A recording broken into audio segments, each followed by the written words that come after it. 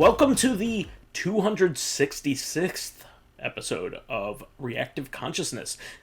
This isn't reactive? Jesus Christ. Fuck. I could have kept going. But...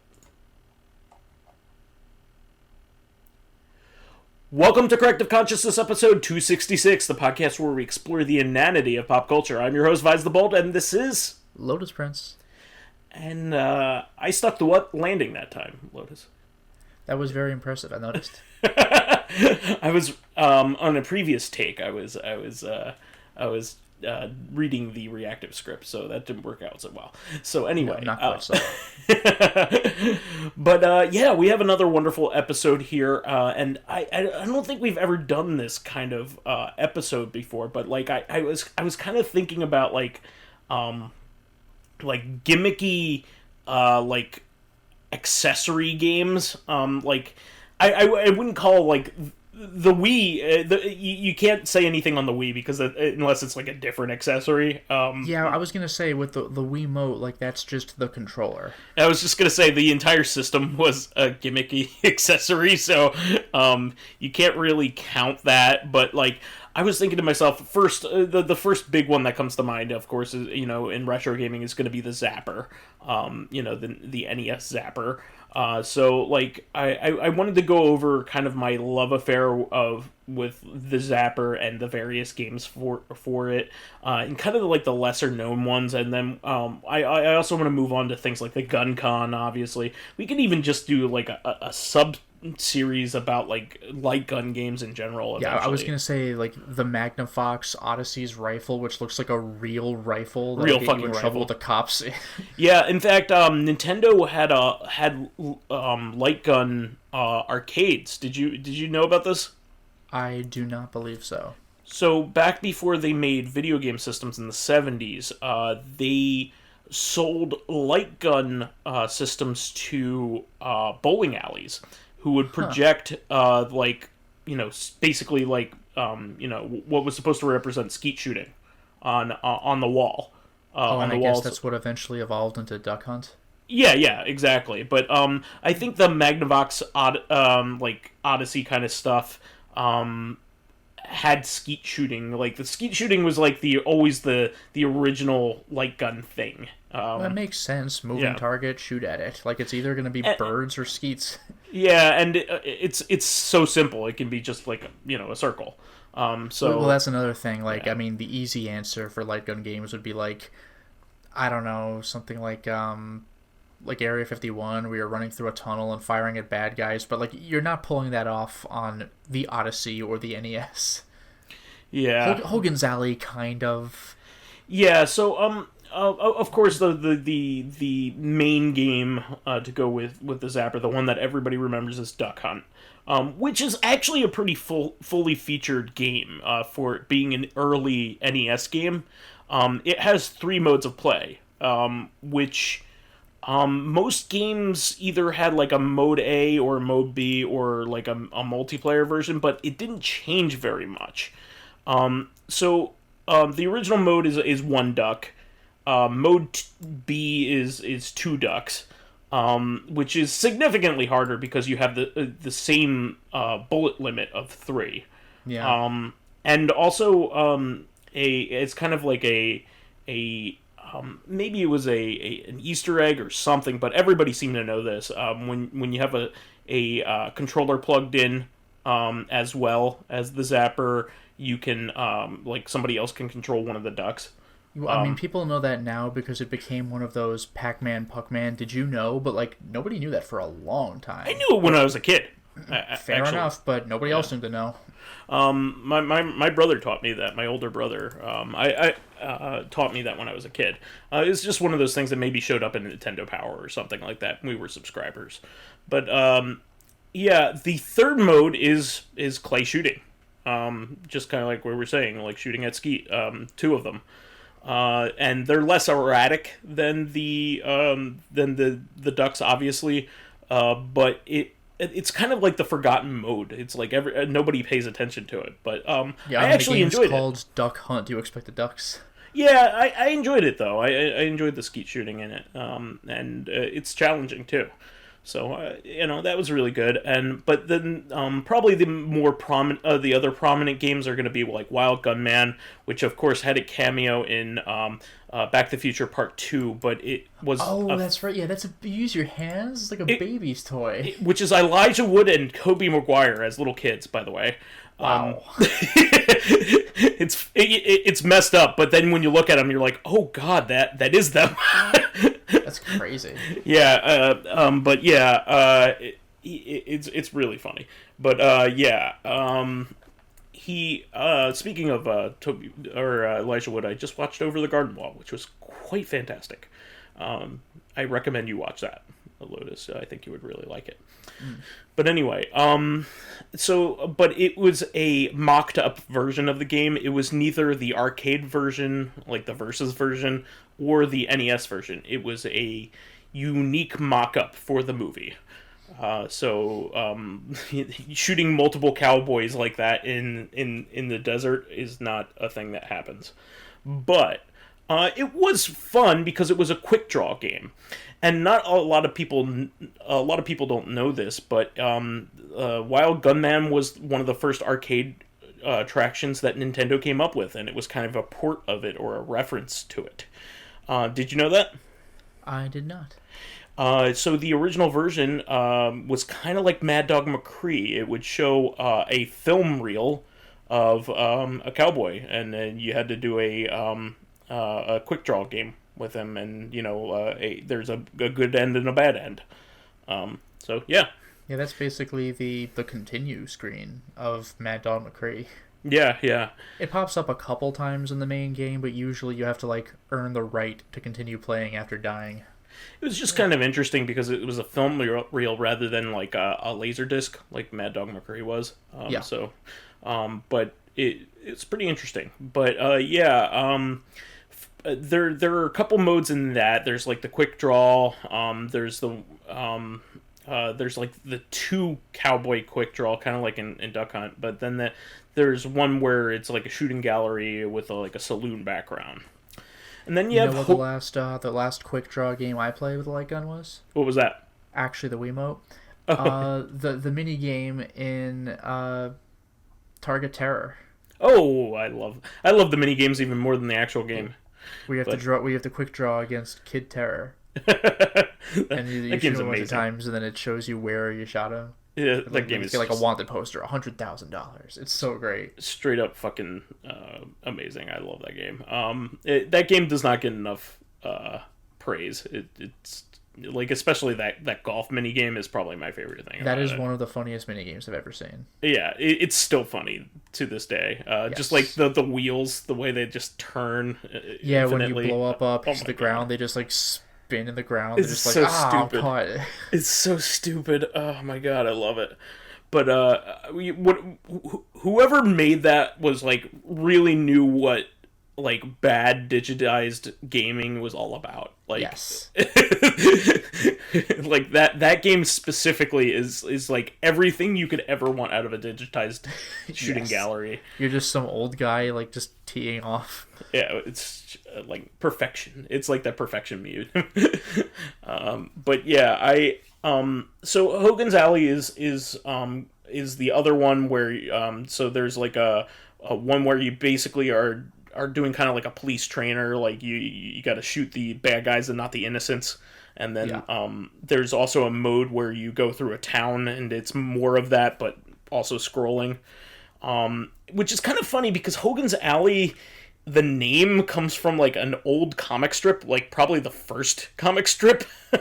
And Garfield, you mean? No, Hogan's Alley. But I hate Mondays, but regardless. But that's besides the point. But it's completely unrelated, and it's named after it. It's really kind of funny. It's where that Yellow Kid is from. If you know what Yellow Kid is, like that's probably the most iconic thing. It's like it's a even Little Nemo comic strip. It's like so fucking old. That like it's also like, I don't know if you've ever read humor from like that era, but it's almost like you can't understand it at all. Like it's like it's in a foreign language or something. It's like bizarre. I like the references to like the pop culture and like political and historical things that are happening are just like I don't even know what you're talking about. Like, It's like reading the Inferno, where like without footnotes you are fucked. yeah, no, that it's indiscernible. Like even for somebody who's well read, which is kind of funny. Well, I've mentioned this before with Romeo and Juliet, where the nurse is getting all offended. Who does he think he is? Who does he think I am? I'm not one of his skeins mates, and like literally nobody knows what that means. Like, what do you mean? Jesus like Christ. you could get the gist of her attitude, but like we do not know what that phrase means. What else? Jeez. And there's also like a can mini game, which is pretty famous. That's actually like one of like the Duck Hunt Dogs, like things that he does in Smash Brothers. Sure. So that's pretty fun too. But and that's like physics based. But I'm not gonna go over every light gun game. But those are like the three most prominent, and there's some other ones obviously. But we should move on to other things in this category. And the thing that brought up this topic to me was I was thinking about like games that like are complete failures because like the like central premise is so completely goddamn flawed. Well, I got one for you. Not necessarily because it's so flawed, but like nobody wants this. Yeah. Something like Gyromite, where Rob Yeah. the robot like is how you play the game. Well, I mean, to be fair, they didn't put too many apples in that basket. No, they didn't. It's just Yeah. like, but like, it like even though people know who Rob is because of Smash Brothers, they might not know that he was a gameplay accessory. It's so weird to think about. He was a way to get retailers to consider Nintendo a toy rather than like a media device. Yeah, like I mean, like Yeah. I've talked to like middle school kids who have played Smash, and like they know Pit. Like, did you know he's from a 35-year-old game though called Kid Icarus? Like, That isn't no, very never good. heard of it. Like, so it's like Rob. Did you know he was an accessory so you could play Gyromite? Yeah, and Stack Up, which is basically an unfinished fucking game. Like it is like legitimately one of the worst games for the NES because of how bare bones it is. It's basically a game a toddler could probably win at. Like, and it's bloated and stupid. Like. The only other game that's like in that area of just like this is barely a game, like Taboo, The Sixth Sense for NES. Have you ever heard of that? I've heard the name, but I don't know what it is. It's a game made by Rare, of Donkey Kong Country fame, but it's a fortune telling game. All right. You get your fortune read, and then that's it. So it's more of like the game itself is a gimmick rather than like a game you could beat. Yeah, it's. I think the selling point is that you're supposed to be able to check it every day, so it's not like a one-use thing. But so it's basically an app before apps were a thing. Yeah, exactly. But like, it's a made-up thing. Yeah. And it's very rudimentary. Sure. On top of that, I mean, it has cool music because it's a Rare game. But come on. Yeah. Oh, but anyway, another esoteric Nintendo accessory, which is I don't think any game requires it, but it makes it more fun, even though it makes it far less fun, is the Power Glove. Yeah. There are two games that use it. It's Bad Street Brawler and Glove Ball. Yeah. Okay, I guess the other games then you could opt to use it as a controller. Correct. If you wanted to. So Glove Ball is basically like a 3D breakout game, which is actually a pretty cool premise. You use your glove to hit a ball into the screen and that destroy actually bricks. is pretty clever. Yeah, that's like oh, give me a second. Like that tennis game on Virtual Boy. Oh yeah. Well, Mario Tennis. But was it Mario Tennis? I thought there was some ping pong thing. Oh, I think maybe you're thinking of Cosmic Smash for the Dreamcast, but it has a similar aesthetic. It's like, Fair enough. I was definitely thinking Virtual Boy, but I guess maybe it was. Oh, you know what's funny? it's not Mario Tennis. It's Mario's tennis. Like, it belongs to him. Yeah. It's like, all right. But yeah, like there were 2 games for it. It was made by Mattel. Bad Street Brawler, I think, is pretty terrible. And so probably the other most big one for the system is, and there are other ones that are not really like even have exclusive games or anything, but there's the Power Pad.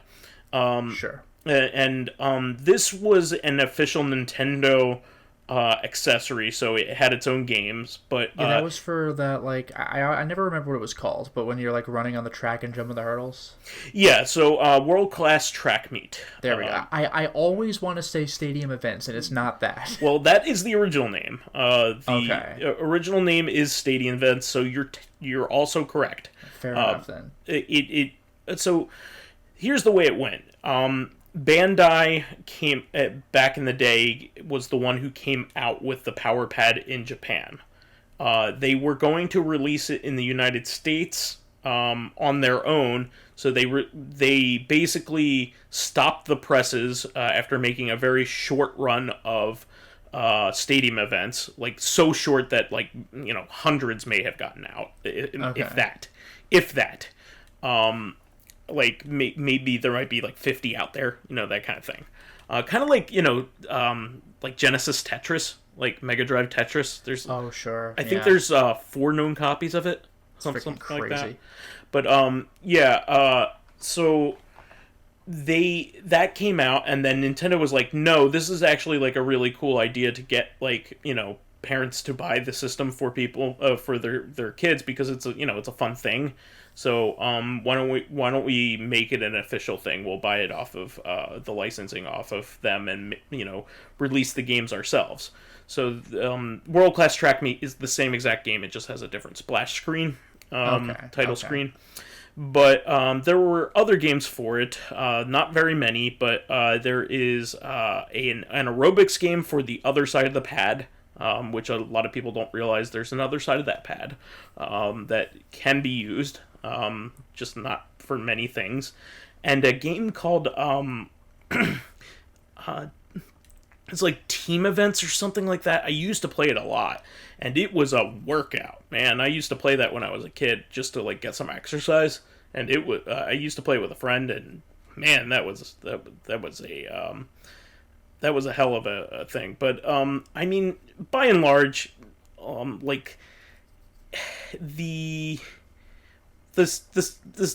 you know, World Class Track Meet is pretty much the most fun you're gonna have with it, because, like, it's quick enough to react to your running on it and make it look fun, and it's quick. Whereas the other, like, any game that make, like, that one that I was talking about, like, it was a long race. So, like, this thing is best used in bite-sized bits. So anyway, I think there was order up and short. It was like short order and order up or something like that. It was like a dual game, like 2 mini games. Kind of thing. I think and that was. By the way, while we're on the subject of Nintendo pads, I'm jumping ahead a few generations here, but there was the Wii Balance Board, which was most popularly and most famously used for the Wii Fit game, where you're not running like in the hurdles game, but it's supposed to be like a workout exercise program. It wasn't supposed to be like a game. This was the thing that got families to get a Wii even if they weren't into gaming, where it's just genuinely an exercise program. Mm-hmm. But I should mention that it was also compatible with a few other games, one of them being a Japanese-only horror game, actually, Night of the Sacrifice. Really? Where, I didn't know about this. Yeah. Night of the Sacrifice, where you could use the balance board optionally to like walk in place on to have your character move forward. So, like, it can just increase immersion a little bit. Wow, I know that there was a snowboarding game that used it as well. Oh, that makes sense. And like a decent one at that. So it was fun. And there were other games that used it as well, but There was one in particular that I remember. It was like a rock climbing game that Nintendo put it out itself as a mini game on the Wii Shop. Okay. That was particularly interesting because I really like Nintendo's mini games. I think they probably make the best mini games of any company ever. Just like the WarioWare kind of stuff. Well, the best game ever made in that regard is, unfortunately, I don't quite remember the title, but where you're those muscle men who have to Muscle March. Muscle March, where you have to pose through the hole in the wall that the guy in front of you made when he ran through the wall. We really need to break that out again. That game is a riot. That's literally what I was going to say. That game is a riot. Yeah, no, it is immensely entertaining to play and to watch. That's one of the few games that I believe I bought this when the WiiWare shop was gonna die. I gotta have good at Bones of the Ancestors and Muscle March. You're also somehow freakishly really good at it. And I still can't beat it. That game gets that last level, Jesus. Yeah, what you're supposed to do is flex your biceps either up or down. So is it both arms up? Is it one arm up, the other down? But that's all you have to do. It's hard. Yeah, and it's very hard. Keep in mind, Lotus is ungodly really good at this game, and he can't beat it. I'm pretty good, but that game is that last guy, that space alien looking guy. He's freaking impossible. Yeah, no, it's really, really weird. But I love it. But what I was going to talk about Lotus before we completely lose it. Talk about the best game ever made, yes. The game that inspired this talk is Lifeline for PS2. Do you remember Lifeline? I remember seeing it around. That used what, the microphone? So it used basically the SOCOM headset. The headset you would buy for SOCOM, but honestly, I think most of the headsets in the PS2 era were branded with SOCOM on it because that was the game that everybody was playing online. Sure. So this was a game that was basically similar to Resident Evil, but you didn't control the character directly. You gave her voice commands. Okay. And so it's like Odama on GameCube? Yes, but every little thing you had to tell her what to do. Oh my god. And so it was so fucking clunky. And first of all, I have to tell you, as bad as some voice recognition can be right now, it is leagues way better than it ever used to be. Yeah. And it can even be convenient at times nowadays. But back then, if you tried to play Seaman or Hey You Pikachu or anything like that, they don't understand what the hell you're saying. It doesn't understand. And I think I kind of pinpointed a big part of why it. First of all, the technology wasn't good enough yet. That's number one. Also, it's not also inclusive of different regionalities of the way that people speak. I mean, that's a problem today. Our accents are fairly neutral. However, somebody from the South, it wouldn't even have a chance. Yeah, more of a twang. Yeah, exactly. But even somebody from the Philadelphia area that had more of a pronounced Philadelphia accent than I do, would have trouble with it. I think even we would have trouble with it. And our like I said, our accents are fairly neutral. Well, yeah. I mean, really, the game devs made it probably recognize their accents. Yeah, no, it's really crazy, and and not only that, but you also have to think about the fact that the game was translated from Japanese, so they had to reprogram it to work, with English, and it probably didn't work it nearly as well with English than it did with Japanese, I'm sure. Yeah, It makes me think of that. I forgot what it's called, the Vocaloid program, where Vocaloid. It's just called Vocaloid. Oh, is that it? Yeah. Well, gee golly, that was easy. But you could break down the various Vocaloids, like what they say into like syllables, and you can make songs out of the words they have. Yeah. But like it's Japanese only, so you could get sounds and you could approximate them into English words and it'll work, but you could clearly tell it wasn't designed that way. So like it sounds a little bit clunky when they say English things. Yeah. So this game actually sold well in Japan to even get a the best re-release. So that's their greatest hits. That's pretty crazy. But in America, like In America, it's obscure at best. yeah. Apparently, it's a cult classic, which I did not know about. But Huh. yeah, I just remember making fun of it while I was working at GameStop at the time because it had just come out, and we were all like, "Don't play that. It Yeah. doesn't work well." I think that it's probably very popular on Twitch just for how janky. Because it's a meme. Yeah, how janky it can be.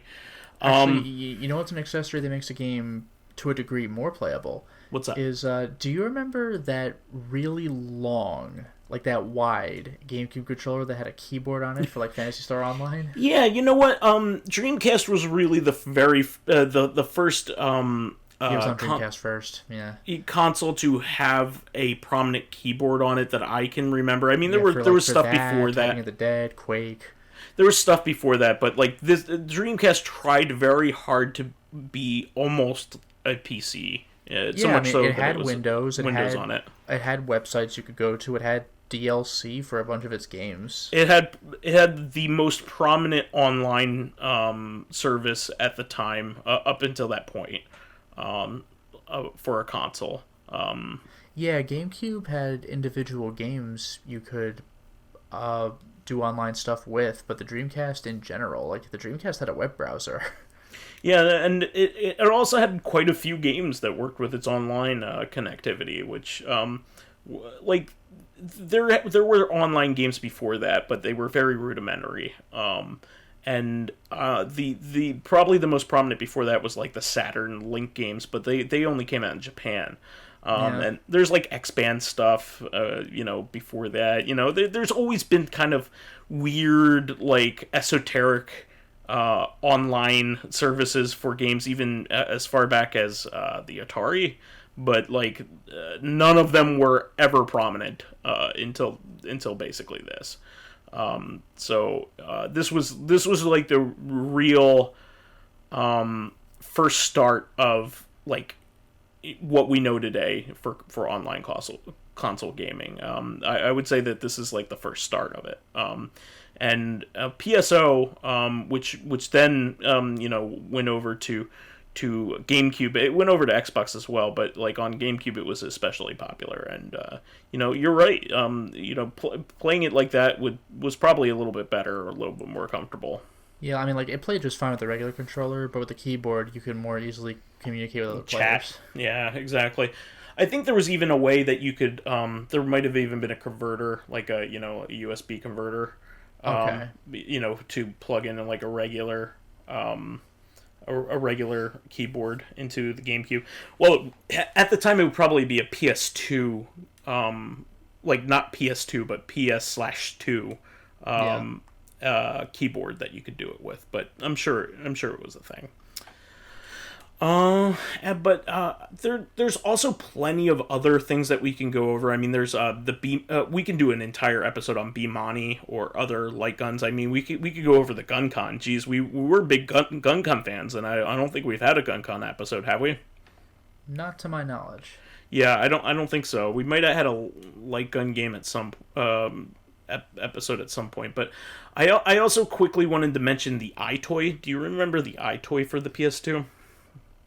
I forgot it was PS2. For some reason, I was thinking 3. I guess for 3, it was just the PlayStation Eye or something. Yeah, it's only called the PlayStation Eye, and it's most prominently known for, being part of the ecosystem for, the PSVR. Sure. But there was other stuff you could do with it, like there was like that card game that they had. I forget what that was called. Yeah, I know what you mean. I just don't remember what it was called. like an some AR wizard card game. Something. Yeah, it was reasonably popular in the day, but it wasn't like a gigantic hit. Yeah. Well, the only other thing I was going to mention with the camera, because you already mentioned it's like integral for PSVR. But the PlayStation 4 camera, there's one game I wanted to mention that does not use it for VR, but uses it more specifically as a gimmick, which is Until Dawn. If you have the PlayStation camera attached at the time, then it is set to go off and take a picture of you during the jump scare moments to capture your, like, face. Like, it's a clever idea. I don't know how many people know about that, because, like, you don't need to play Until Dawn with the camera, but if you do, then you get that. It's like when you go to the end of a roller coaster at, like, Disney World or whatever, you could buy the picture of yourself screaming. It's like the same thing. Well, what I was going to say about the iToy, there were some pretty fun games on that that are basically forgotten to time. There was, like, iToy Play with, and Play 2, which were kind of like the games that, like, introduce you to playing that kind of thing, and kind of like PlayStation VR Worlds was. It's kind of like the gimmick game, if you will, kind of like 1-2 Switch. But 1-2 Switch is a little bit better than that, I would say. 1-2 Switch was to show off the Nintendo Move, like the Joy-Cons. Yeah. Although, speaking of which, gimmick game in that regard would be Kung Fu Rider for the PS3. Yeah, exactly. So there's brilliant concept. There's like a prominent game when an accessory comes out like this to show you what it can do. It's usually the most gimmicky game in the world, but yes. It also had a pretty darn fun rhythm game called iToy Groove that I think is long forgotten, and that was a lot of fun.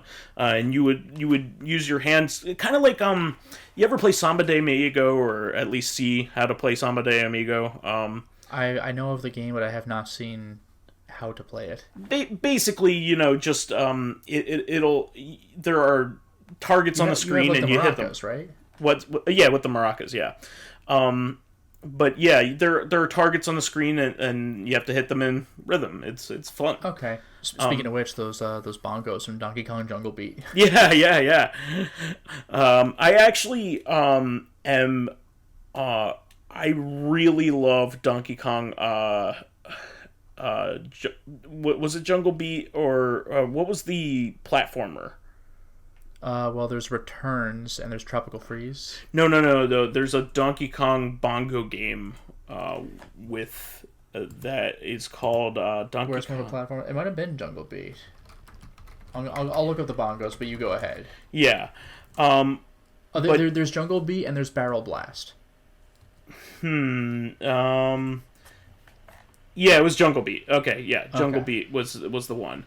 So, Jungle Beat was actually a really fun platformer to play with. In fact, they came out with a bongo-less version on the Wii, and it's not nearly as fun. The bongos actually make the game, which is kind of funny. Well, when a game's designed around the bongos. Yeah, well, what I was getting confused with is the main game for those, which was Donkey Konga. Which is I forgot about that one. Okay. Actually a reworked version of the Taiko Drum Master. Okay. It was made in conjunction with Bandai and everything. Like it's kind of an offshoot of Taiko Drum Master. But yeah, there was the reason why I mentioned the iToy is that there were a couple really fun games on there. There was a game called Sega Superstars, which was really great, that had like a Knights game in it. It had like a Virtual Fighter game where you could like punch Akira in the face. There's a Super Monkey Ball game, a Samba de Amigo game, like Space Channel 5. Like there's like all kinds. House of the Dead, Billy Hatcher. There's all kinds of stuff in here. Puyo Pop, Choo Choo Rocket, Virtual Striker, Crazy Taxi. So yeah. Like it was a riot. It was probably the most fun to be had with iToy, and the games were pretty darn good at detecting you. Probably with proper lighting conditions and all that kind of stuff. But yeah, I remember like playing it pretty well, and it knew what you were doing, and they never asked you to do anything too complicated either. So that was these were party games, so it was a lot of fun. But any others that you wanted to quickly mention? Well, real Lotus? quick, just because it's on the list, and I think it's like you gotta mention it. Yeah. Is the Kinect? Sure. There are a couple games that I really wish I actually had an original Kinect for. I don't know about you. I still want to play that. What was it called? Lost in Nightmares or something? Oh, are you talking about the Suda51 game? No, there's some game with nightmares. Oh, Rise of Nightmares. Rise of Nightmares. Yeah. There's also a Suda51 that Kinect baseball game. I know you told me about that. Yeah. It's called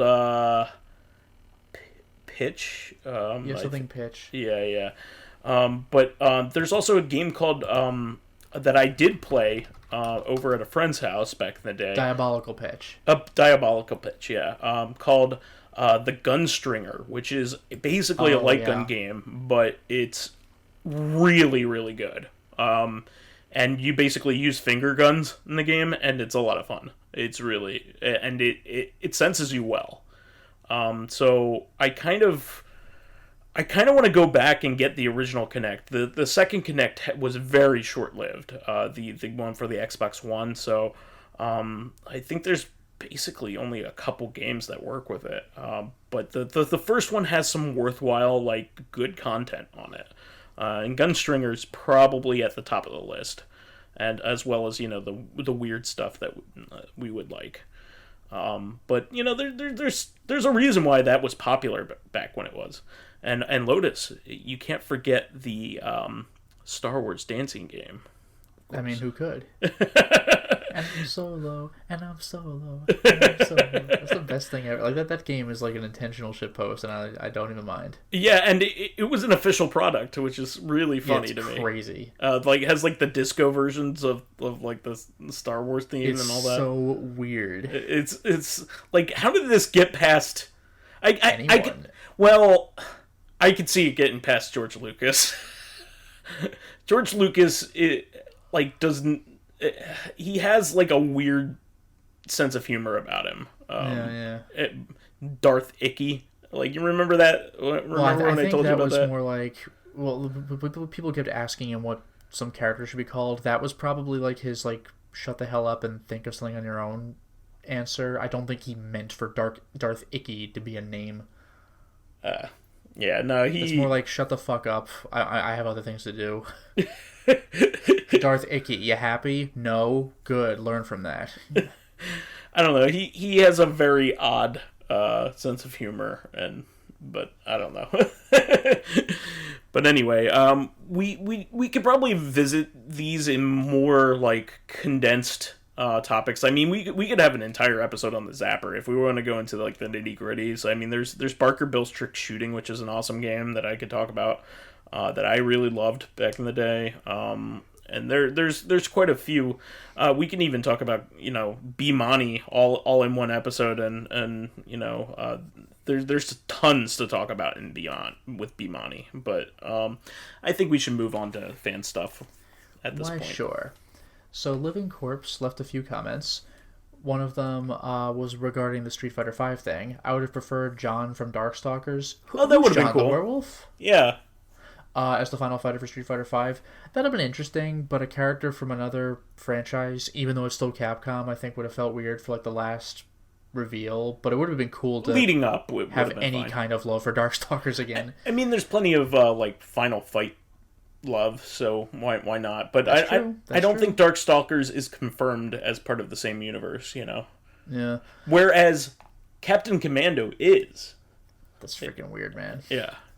And then another comment. I feel like calling Hellsing Ultimate a series of OVAs doesn't do it justice.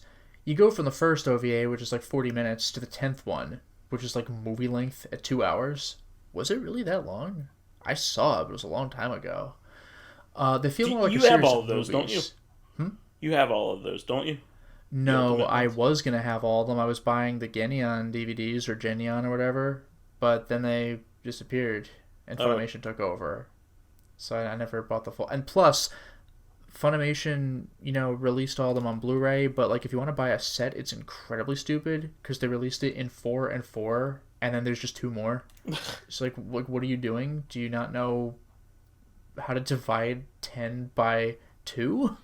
This is like the perfect thing for streaming, honestly, at this point. Incredibly stupid. Yeah. So anyway, they feel more like a series of movies, some being short films while the rest are feature length. Also, love how when the end credits for 10 is done, we see the eyeball close. That's true. Yeah, the bird wing of what was it? The Wing of Hermes is my name. Oh, it's on Hulu. I could just watch this right now. Oh, cool. I can't. But it was like the Bird of Hermes is my name. Close my wings to keep me. I forgot something with the rhyming. I forgot how it went. But yeah, you see the eyeball close, giving it a sense of finality. Hellsing and Samurai Jack got the best second chances in my opinion. I actually think it was good Samurai Jack had its final season later than earlier, as I feel it wouldn't have been as good as if it didn't grow up with us. Yeah, that's fair. It's like Toy Story 3 was like a lot darker than Toy Story 1. Seasons 1 through 4 were good. 5 was amazing because there was less restraint. And then one more comment from Living Corpse. This is something I had completely forgotten about. Silent Hill 1, compared to 2, does have symbolism, but it's fairly simple because it's a kid's mind we're dealing with. So the flying monsters are like the pterodactyl from her favorite book, The Lost World. I had forgotten this. Also, that's her favorite book. I didn't even remember that. Wow. She's like 8 or 9. The dogs are obvious. She's scared of dogs. The caterpillar moth boss is because she finds bugs gross. Yeah. Huh. Homecoming, I'll give it credit for having a cool translation into the other world, which it took from the movies. Yeah, where things start flaking off the walls and ceilings and stuff. Shattered Memories isn't bad as its own thing, though no fault of its own. The biggest crime is that they slapped the name Silent Hill on it. I feel it was too different to be a Silent Hill game. It felt it should have been its own thing, and potentially be the first entry that starts a new horror series. I don't like how you never felt in danger in the normal worlds. Yeah, that bothered me. When you're not in the ice world, you are absolutely guaranteed not only not to be in danger, but I think there was no danger of being scared by anything. Like, just nothing. Wow. You're just walking around. At this point, I'm just sick of Silent Hill. Well, what are you talking about? It's been 10 years since we've had one. I get it. I would love a new game too, and Konami had potential gold and revival for the series of Silent Hills, but threw it all away. It's time to let the series rest in peace. At this point, Capcom bringing Darkstalkers back from the dead is more likely. While not perfect, Capcom doesn't seem to actively hate it. It doesn't seem to actively hate its customers like Konami does. I would like to see Capcom do kind of like another All-Stars game. They haven't had one since like Fighting Evolution, I think, is probably the last one. But like, well, obviously, Beautiful Joe Red Hot Rumble.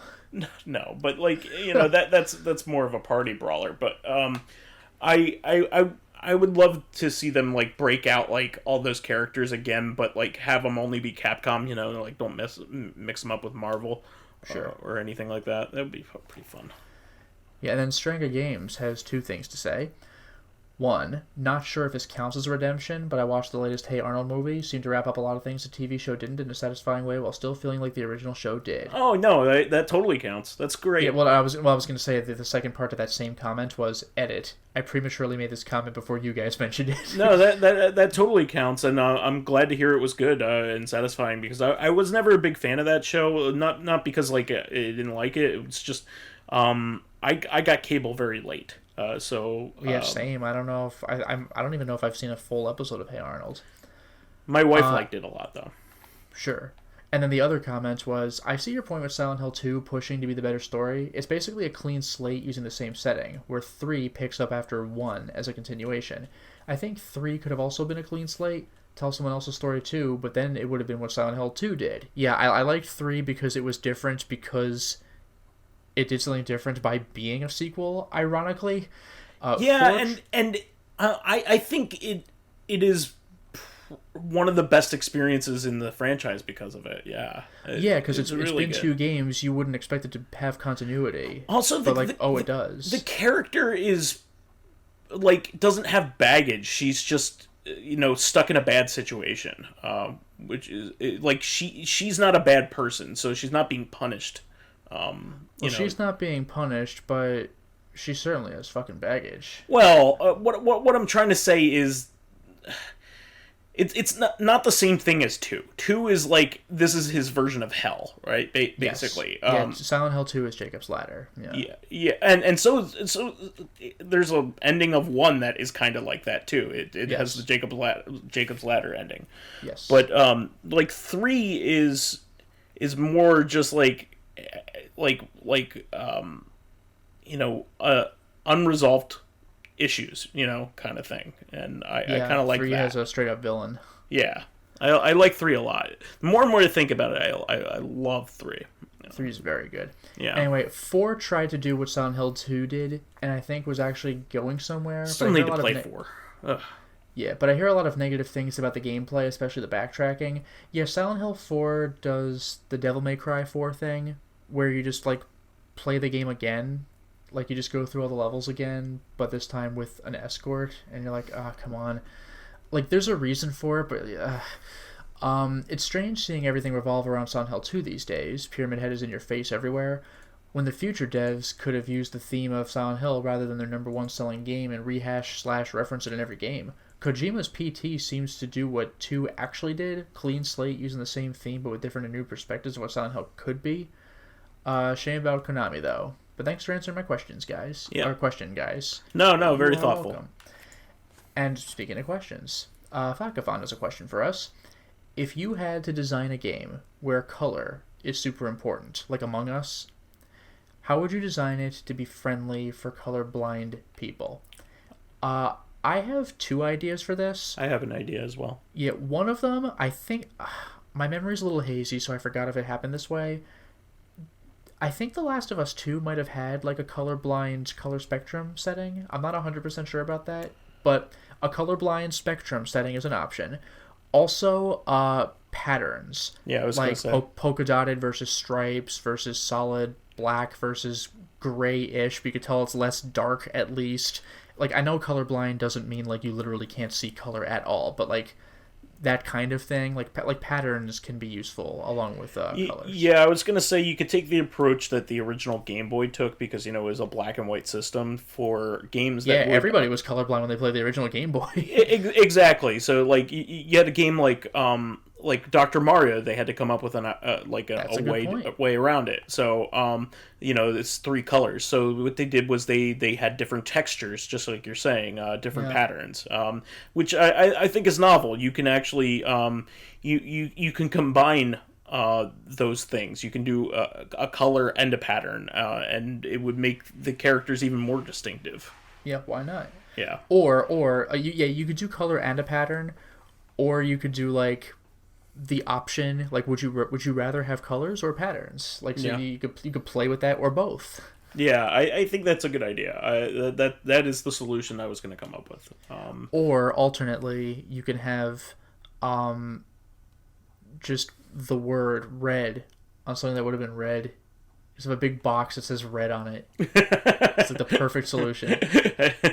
It's like, those old coloring books where you color by numbers. Like 1 is where you use this color, 2 is where you use that color. The whole game is like that. That's really funny. Fucking mess. That's really funny. Yeah, I mean, I think that's really effective. Also, you can even design a character to have a unique way, like a unique gait, like their walking can have a different... if it's a character, sure, yeah. Can have a different pattern to it. Sure. You can do it sound based. So yeah, there's various things that you can do as indicators that these characters are unique. It's one of those things where, like, it's one of those things where if you think about it, like, colorblind people manage to live real life, right? Like, they figured out how real life works. So, like, a video game, it's not a tall order. There's also another option that we haven't gone over. So, I mean, like, you can always think about how they differentiated the Ninja Turtles in a black and white comic. They give them different weapons. So, like, give them different accessories. Yeah. Or their belts have L, M, D, R. Well, not in the comics, I don't think. Oh, they didn't? Yeah, in the comics, I think literally the only thing that differentiates it's just the weapons? Is just the weapons, yeah. Okay. Yeah. So I guess you can give the red house can have giant sais on it, and the blue house can have giant not katanas. Well, I was thinking about that, and like later on, they even made like the turtles even had different skin color. But that was like later Donatello on. Was a little. I remember the action figures. Donatello was a little on the browner side. Yeah. Some of them have speckles depending on which one's which, or like facial speckles. like facial Yeah, markings. they really evolved. Even in the toys, as far as that went, it was a very clever idea. Yeah, and I think that was a cool thing to do too. And you can also, also, maybe, I don't know, it implies diversity, despite the fact that they're not humans. So yeah, that's pretty cool. Well, yeah, like, I mean, if you think about it, not all animals are carbon copies of each other. Exactly. Like, it actually reminded me, there was a kind of a funny instance here where, you know how Usagi Yojimbo, like, showed up in Turtles because Sure. they're both anthropomorphic, like, animals. Yeah, and the creators are friends. Yeah.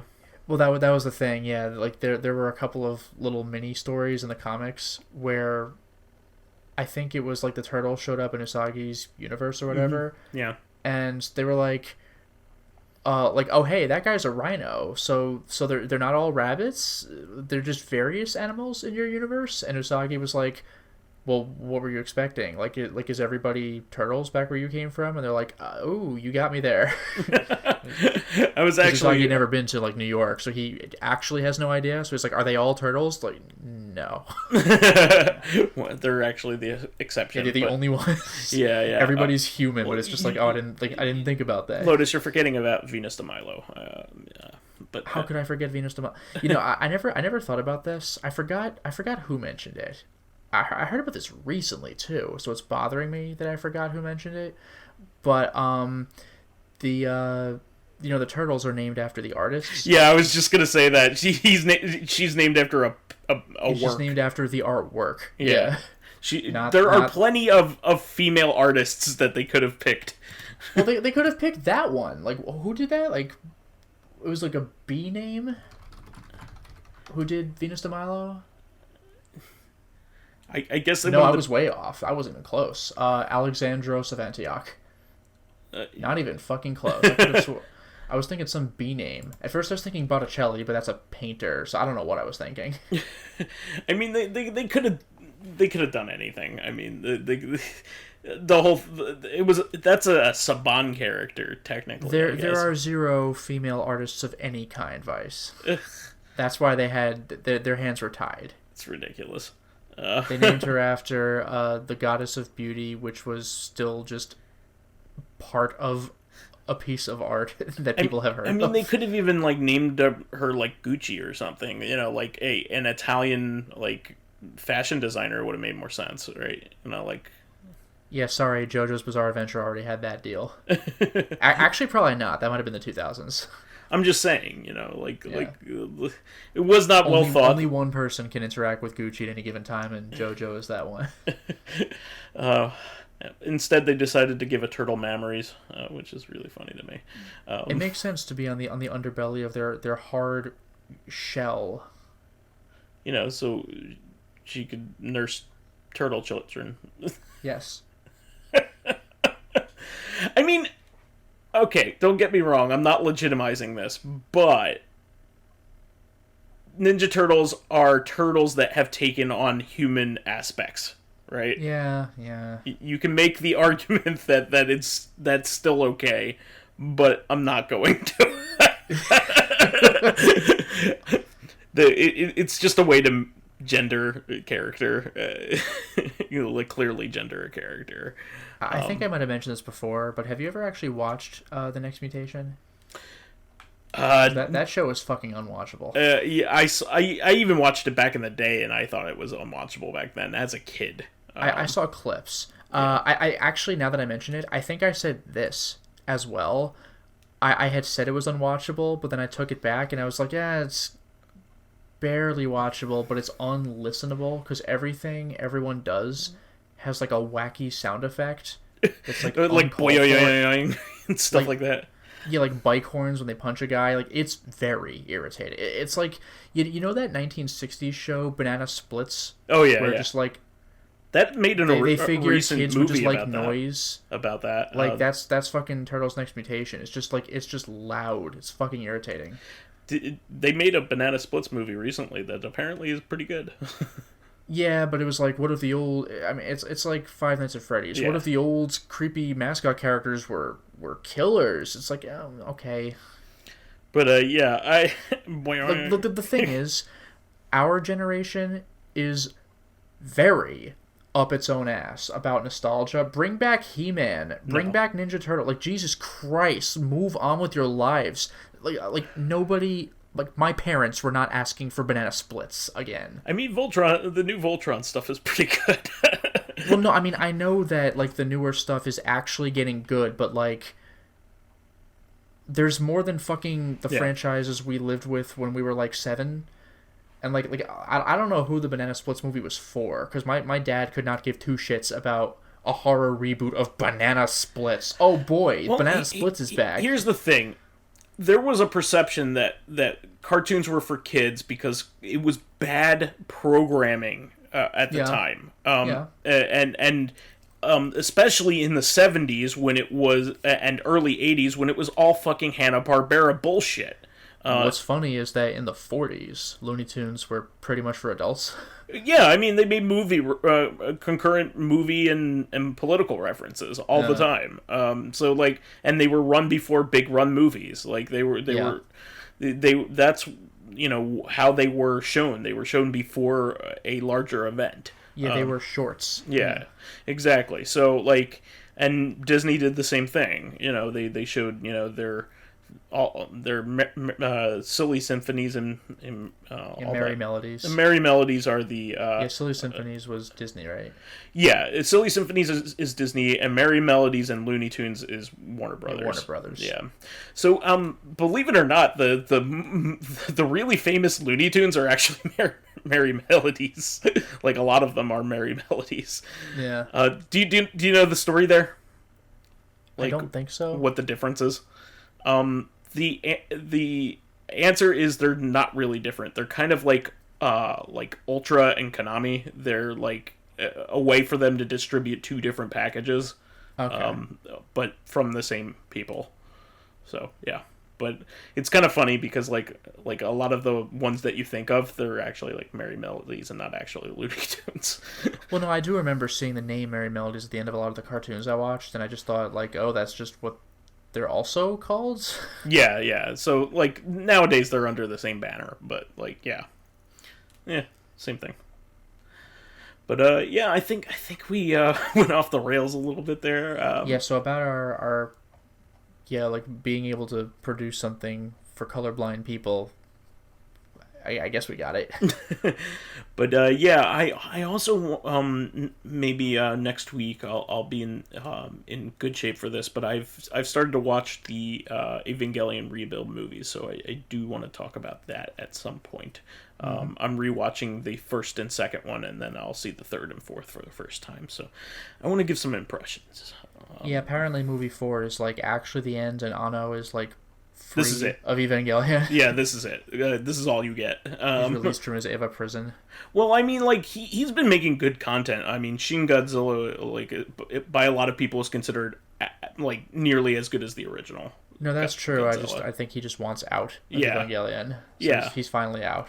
It's like being shackled to Metal Gear. Like, like, it's like, I have to do this because it's the only thing you'll let me make. Yeah, which is a special kind of hell, honestly.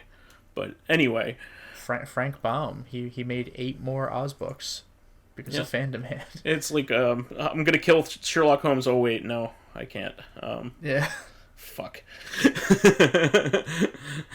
All right. Well, we will have to drive this to a close here. Please remember to subscribe to the Corrective Consciousness YouTube and SoundCloud pages. We want to thank all of our fans who contributed questions. Keep us supplied with awesome topics by submitting questions of your own. And while there, please give us thumbs ups, likes, and 5-star ratings on iTunes. It helps promote and spread awareness of the show, and any bit of encouragement helps keep the show going. You can also catch us on Tuesdays for our sister podcast, Reactive Consciousness, the show where we will talk about all the things that happened in that week. Finally, you can friend me as vysethebold on pretty much anything. Just remember to give me a shout out before you do it, so I know who you are. And you could follow me on my YouTube channel, Lotus Prince. You can hit me up on Twitter at Lotus Prince. And finally, if you are interested in seeing my videos early, getting in on exclusive live streams, selecting upcoming games for me to Let's Play, or getting in conversations with me and other patrons on Discord, then perhaps consider swinging by my Patreon account, which can be found at patreon.com/LotusPrince. Alright, well, we will catch everybody again then next time. Until next time, everyone. Bye-bye.